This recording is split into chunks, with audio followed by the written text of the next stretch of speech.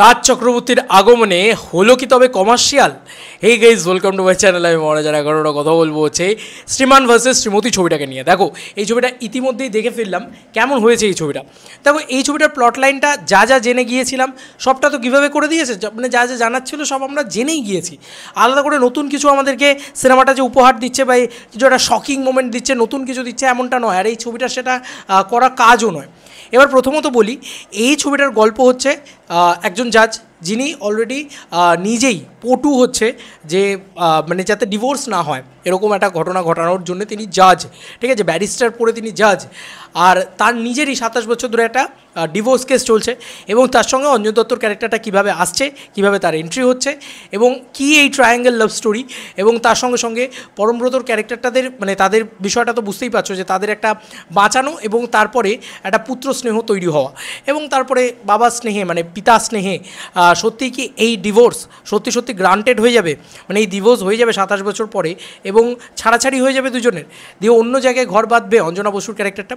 এই জানতে হলে বাকি ছবিটা তোমাদের দেখতে হবে। এবার আমি অনেক দেরি করে এই ছবিটা রিভিউ করছি, তার অন্যতম রিজন হচ্ছে আমি ছিলাম না, ঘুরতে গিয়েছিলাম, তো আজকে দেখে ফেললাম। যাই হোক, এবার মূল বক্তব্য হচ্ছে এই ছবির পজিটিভ দিক নেগেটিভ দিক। দেখো, এই ছবির জন্য আমার কাছে বেশ কিছু পজিটিভ দিক আছে। প্রথম যে পজিটিভ দিকটা সেটা হচ্ছে গানগুলো বেশ ভালো, গানগুলো ওয়ার্ক করে, যেখানে যেখানে এসছে ভালো লেগেছে। কিছু কিছু জায়গায় কমেডি বেশ ভালো যেগুলো হাসাতে সক্ষম করে। আর কিছু বক্তব্য রাখার আছে, সেটা হচ্ছে যে মিঠুন চক্রবর্তীর পারফরমেন্স, এপিক পারফরমেন্স। মিঠুন চক্রবর্তীকে তুমি যাই দিয়ে দাও সে ফাটিয়ে পারফরমেন্স দিয়ে দেবে, যে কোনো চরিত্র দিয়ে দাও, উনি লেজেন্ড অভিনেতা হিসেবে সেই জায়গাটা আমার কোথাও গিয়ে মনে হচ্ছে উনি ফাটিয়ে পারফরমেন্স দিয়েছে। পরমব্রতের চরিত্রটা খুব ভালো অভিনয় করে এবং অঞ্জনা বাসুও ঠিকঠাক নিজের জায়গায় আমার মনে হয় কোথাও গিয়ে। এইগুলো হচ্ছে এই ছবির পজিটিভ দিক, ঠিক আছে। এবং এই ছবির ক্যামেরা নিয়ে আমার কোনো আলাদা করে পজিটিভ দিক বলার মতন তো জায়গা নেই। তবে এই ছবিতে আমার বাকি লেগেছে যা নেগেটিভ দিক, দেখো অনেস্টলি যা লেগেছে সেটা আমি বলছি। এই ছবির ক্লাইম্যাক্সটা কিন্তু আমার কাছে পজিটিভ দিক লেগেছে, কারণ আমাকে কাঁদাতে সক্ষম করেছে, কোথাও গিয়ে একটা চোখের কোণে হালকা জল আসবে সেই জায়গাটা করেছে। কারণ ওই যে লাইন্সগুলো যেভাবে যে পিতৃস্নেহে হয়ে গেছে, ওই লাইন্সগুলো খুব সুন্দর, ওই জায়গাটা খুব সুন্দর। এবং এয়ারপোর্টের পার্টিকুলার যে সিনটা রয়েছে সেই সিনটা না খুব মেলোড্রামাটিক, মানে মেলোড্রামাটিক ঠিক না, মানে খুব ড্রামাটিক। তো ড্রামাটিক সিনটা হিসেবে আমার জন্য ওয়ার্ক করেছে সিনটা, আমার ভালো লেগেছে। কী কী আমার জন্য ওয়ার্ক করেনি, দেখো আমার জন্য মেনলি এই সিনেমার যেটা মূল সমস্যা আমার জন্য দাঁড়িয়েছে সেটা হচ্ছে ওই যে রাজ চক্রবর্তীর এন্ট্রি হলো, অনেক বেশি সোজা সাপটা রাজ চক্রবর্তী বললেন, আমিও তো মারপ্যাচ বুঝি না। তো এই ছবির কমেডি অনেক জায়গায় আমার মাথার উপর দিয়ে গেছে, ঠিক আছে, যেখানে আমি সেই কমেডিগুলো ল্যান্ড করিনি আমার জন্য। প্রথম আর্ধের প্রথম একদম 10-20 মিনিট একদম বোগাস, মানে একদম বেকার কমেডি হয়েছে, যেগুলো কমেডিগুলো একদম ল্যান্ড করেনি। আমার মনে হয় যে বাংলার দর্শকের জন্য না অনেক বেশি মাস ফ্রেন্ডলি কমেডি দরকার ছিল, মানে যেটা প্রজাপতিতে রয়েছে সেই কমেডিটা দরকার ছিল, সেই কমেডিটা এর ভিতরে নেই। এর ভিতরে অনেক বেশি মানে জটিল একটা কমেডি রয়েছে এবং না পলিটিক্যাল কমেডিও রয়েছে। একটা জায়গা রয়েছে যেখানে সামনে স্বাস্থ্যসাথীর বিষয়টা বলা হয়, যে সামনে এই নার্সিংহোমগুলো স্বাস্থ্যসাথী নেয়, তো সেখানে মিঠুন চক্রবর্তী চুপ করতে বলে। এই সিনটা তবু ভালো, ওই যে বললাম কিছু কিছু জায়গায় কমেডি ভালো, কিছু কিছু জায়গায় আমার জন্য কমেডি একদম ল্যান্ড করেনি, ঠিক আছে, আমার জন্য ভালো লাগেনি সেইগুলো। আমার সবথেকে খারাপ লেগেছে আরও একটা জিনিস, সেটা হচ্ছে শুধু টাইট ক্লোজ আপ, শুধু টাইট অ্যাঙ্গেল এবং একই লোকেশান একই জিনিস, কোনো হ্যাপেনিং কিছু ঘটছে না সিনেমাটার ভিতরে। এইটা একটা প্রবলেম, মানে সিনেমাটা হ্যাপেনিং কিছু না, বারবার একটা জিনিস হচ্ছে, বারবার ধসে যাচ্ছে, বারবার একটা জিনিস হচ্ছে, বারবার ধসে। এবং যেটা সবথেকে আমার মনে হয়েছে যেটা খারাপ সেটা হচ্ছে যে এই বারবার এক একটা করে প্ল্যান, প্রথম প্ল্যান, দ্বিতীয় প্ল্যান, তৃতীয় প্ল্যান, এই যে প্ল্যানগুলো আসছে সেই প্ল্যানগুলোতে একটাতেও আমার মনে হয় না খুব মারাত্মক কোনো মানে গুজবাম্পস মোমেন্ট আছে বা কোনো একটা হয় না একটা ব্যাপার রয়েছে। আর যেটা সবথেকে খারাপ লাগার বিষয় সেটা হচ্ছে মিঠুন চক্রবর্তীকে মিঠুন চক্রবর্তীর মতন করে সেলিব্রেট করা হয়নি। মিঠুন চক্রবর্তী এখানে রিটায়ার্ড পার্সন হিসেবে, মানে সে যে যা জিনিসপত্র করছে তাকে দেখে আমার সন্তানের মিঠুন চক্রবর্তীর কথাই মনে পড়ছে, বা আমার ওই একটা ভেঙে যাওয়া মিঠুন চক্রবর্তী এখানে মানে অঞ্জন দত্তর ক্যারেক্টারটাকে হিরোইক প্রেজেন্টেশন দেওয়ার জন্যে মিঠুন চক্রবর্তীকে সেলিব্রেট করা হয়নি। এবার সমস্যাটা হচ্ছে মিঠুন চক্রবর্তীকে সেলিব্রেট না করলে কিন্তু আমার জন্য ভালো লাগেনি, কারণ মিঠুন চক্রবর্তী ইটসেলফ আ মেগাস্টার। কারণ মিঠুন চক্রবর্তী যখন এসে দাঁড়াচ্ছে, তার একটা পায়ের শট, সে এসে দাঁড়াচ্ছে জাস্ট, সেখানে অ্যাকশন শুরুর দিকটাই কিন্তু মিঠুন চক্রবর্তী রয়েছে, ওইটুকুতেই মিঠুন চক্রবর্তী ক্যালমা দিয়ে বের করে দিচ্ছে।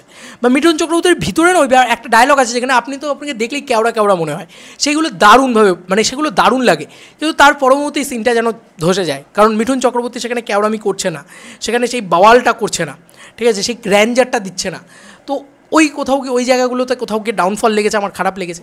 একটা মানে সিন আছে তোমার রান্না করা একটা সিন আছে, ডিম ফাটানো, ঠিক আছে, ওই সিনটা আমার জন্য বেশ ভালোভাবে ওয়ার্ক করেছে। রান্না করা, তার কথা বলা, তার জায়গাগুলো, সেগুলো খুব ভালো।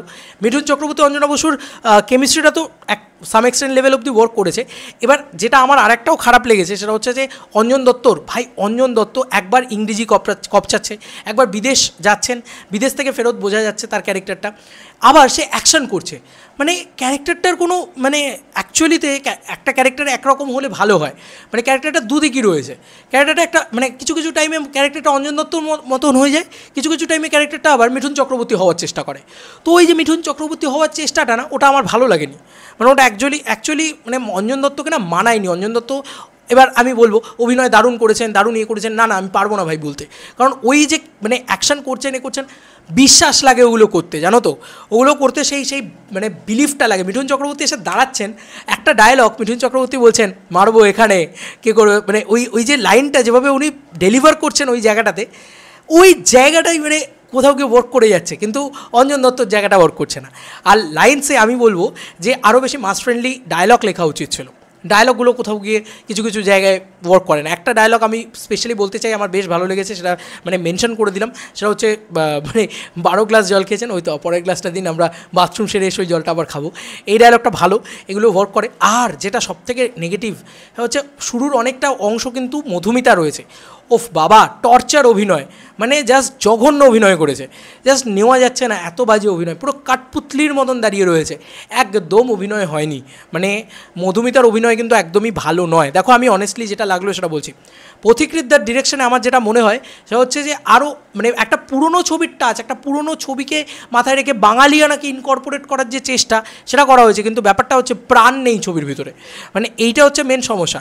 মানে প্রাণ যে খুলে যে একটা মানে প্রজাপতি যে প্রাণ খুলে হাসবো, প্রাণ খুলে কাঁদবো, এই যে একটা প্রাণ ব্যাপারটা, প্রাণটা কোথাও গিয়ে আমি মানে যেটা কাছের মানুষের ছিল সে প্রাণটা যেন ছবিটার ভিতরে নেই, এটা আমার কোথাও গিয়ে মনে হয়েছে। এবং এই যে অঞ্জন দত্তর ক্যারেক্টারটা, সেটা যে ধরনের জিনিসপত্র করে, এবং অঞ্জনা বসুর ক্যারেক্টারটা যা জিনিসপত্র করে, তাতে আদৌ সে মিঠুন চক্রবর্তীকে ভালোবাসত? মানে কী করে বাসলে সে এই জিনিসগুলো করতে পারে বা এ করতে পারে, মানে সেই জায়গাগুলো আমার জন্য ওয়ার্ক করেনি, ঠিক আছে, অ্যাজ অ্যান অডিয়েন্স আমি বারবার বলছি আমার জন্য ওয়ার্ক করেনি, আপনার জন্য ওয়ার্ক করতে পারে। আর যেটা মানে অনেস্টলি ব্যাপার, এই জোনটা যেটা, যে জোনের এই গল্পটা বা যে জায়গাটা, যে বয়সের সম্পর্কের কথা এই ছবিটা বলে, সেই বয়সটা তো বোঝার বয়সটা আমার হয়নি। তাই আমার না মানে ব্যাপারটা খুব মানে, আর সবথেকে বড় কোর্টরুম ড্রামা, কোর্টরুমের জায়গাটা, তারা দুজন যে কথোপকথনটা রাখে বা যে জায়গাটা বলে, একদম মানে সেগুলো একদম খুব বোকা বোকা। মানে এই যে কোর্ট কেন 27 বছরের কেসটা চলছে সেটার ভিতরে একটা জুসি ব্যাপার দরকার ছিল। 27 বছরের কেসটা চলার ভিতরে দুজনের ভিতরে শুধু ট্র্যাজেডি বা দুজনের ভিতরে শুধু কমেডি এটা না, এই সব আরও কিছু এলিমেন্টস দরকার ছিল যাতে ওই জিনিসগুলো, কোর্টের জায়গাটা আসেই না, ঠিক আছে, কোর্টের জায়গাটা একদম খুব কম আছে এবং সেগুলো ওয়ার্ক করে না সেই সিনগুলো, ঠিক আছে। সেখানে জজ বসে রয়েছে, সেখানে মিঠুন চক্রবর্তী একদিকে, অঞ্জনা বসু একদিকে, বাট দুজনের মানে সেই জায়গাতে যে কিছু হবে, একটা জুসি কিছু হবে, একটা মানে একটা এমন কিছু বলবে যেটা ওই my husband not for sale type of কিছু ডায়লগস, যদি এই মানে অ্যাকচুয়ালি এই ছবিটা না কোন জোনে এক্স্যাক্টলি অপারেট করছে এটাই বলা মুশকিল। মানে মাঝে মাঝে ছবিটা টোনাল শিফট করে, কমার্শিয়াল হয়ে যায় হঠাৎ করে, এবং আরবান যারা রয়েছেন, আর্টিস্ট রয়েছেন, তাদেরকে দিয়ে কমার্শিয়ালিজম করানো হয়েছে, যেটাই অ্যাকচুয়ালিতে মেনে নেওয়া যায় না, ভালো লাগেনি আমার, অন্তত ভালো লাগেনি সেই জায়গাগুলো। তবে একটা দৃশ্য রয়েছে যেটা আমার খুব ভালো লেগেছে, সেটা আমি অফিসিয়ালি বলতে চাই, খুব ভালো একটা দৃশ্য, খুব মানে হৃদয় মর্ম। কারণ লাস্টের দিকে ক্লাইম্যাক্সের পোর্শনে যখন মানে একটা ঘটনা ঘটেছে, তারপরে সে বলে যে ওষুধটা, তোমার ওষুধগুলো কে দেবে, কীভাবে খাবে, তো ওই জায়গাটা খুব সুন্দর, ওটা আমার খুব ভালো লেগেছে, ওই পোর্শনটা অ্যাকচুয়ালিতে ওয়ার্ক করে। এবং লাস্টের এয়ারপোর্টের সিনটা তো আমি বললাম ভালো লেগেছে। পরমব্রতর অভিনয় খুব ভালো, কিন্তু পরমব্রতর সাথে এর একটা ছাতা করে দেওয়ার একটা সিন আছে, সেখানে তো মানে মধুমিতাকে অভিনয় করতে হবে, তো মধুমিতার অভিনয় আমার ভালো লাগেনি। দেখো অনেস্টলি যেটা মনে হয়েছে সেটাই বললাম, এই ছবিটা ঠিক মানে একটা ফিল গুড ছবি হয়েছে, মানে পথিকৃতদের ছবি মানেই হচ্ছে একটা ফিল গুড ছবি, একটা ওল্ড স্কুল ছবির যে একটা টাচ, বা পুরনো ছবি, উত্তম কুমার, সুচিত্রা সেন, সেই সব রেফারেন্স টেনে এনে বাঙালিয়ানা ঢুকিয়ে সেই যে জিনিসপত্র, এটা পথিকৃতদের ছবির একটা ইউএসপি, এটা নতুন আমি দেখতে পাচ্ছি।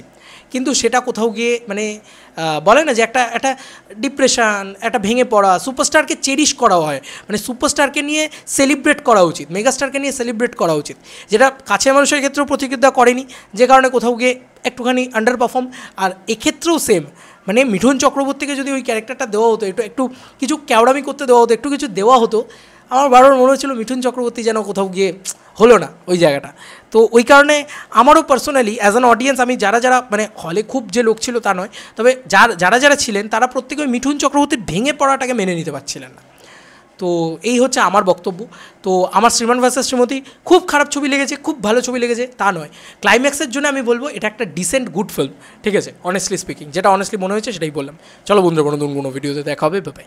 প্রমোশন করেছি বলে শুধু ভালো বলে যাবো, এটা তো অন্তত অরিত্রদাও আমাকে শেখায়নি, তাই না?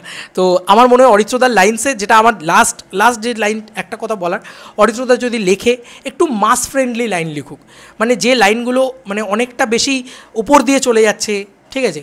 ওই রাজ চক্রবর্তীকে আনাটা আমার খুব ভালো লেগেছে, কিন্তু রাজ চক্রবর্তীকে আনা হচ্ছে মানে রবি কিনাকিরও স্টাইল, মানে তোমরা যদি দেখো জামাই 420 বা এরকম কোনো একটা ছবিতে বোধহয় রাজ চক্রবর্তীকে নিয়ে আসা হয়েছিল। তো এই স্টাইলে আরও বেশি মাসি করা উচিত ছিল। মাসি মানে কিন্তু আমি শুধুমাত্র অ্যাকশান ইত্যাদি এগুলোর মাসির কথা বলছি না, আমি ডায়লগে মাসি লেভেলে দেওয়ার কথা বলেছিলাম, যে এখনও অবধি আমাদের মানে এইটা আমি পড়ি না, এটা আমার চলে না, এ ধরনের লাইন, যে এই লাইনগুলো পলিটিক্যাল লাইনগুলো হেভিভাবে ওয়ার্ক করে, সেরকম কিছু আমার মনে থেকে গেল না। বেলা বোসের জিনিসপত্রগুলোকে না আনা হয়েছে, বাড়ির নাম্বারটা বলা হয়েছে, বাট ল্যান্ড করছিল না ঠিকঠাক। মানে অঞ্জন দত্তর ক্যারেক্টারটা ইটসেলফ আমার কাছে খুব ডিস্টার্বিং এবং বিরক্তিকর, ঠিক আছে। এবং বিশেষ করে স্পেশালি মধুমিতার ক্যারেক্টারটাও, মধুমিতা একটা জায়গায় জ্ঞান দিচ্ছে অনুসয়া বলছি, অঞ্জনা বাসুকে, ওই জায়গাটা আরও বিরক্তিকর, মানে জাস্ট মানাচ্ছেই না ওই জিনিসগুলো। যাই হোক, চলো আবার নতুন কোনো ভিডিওতে দেখা হবে, ব্যাপারে।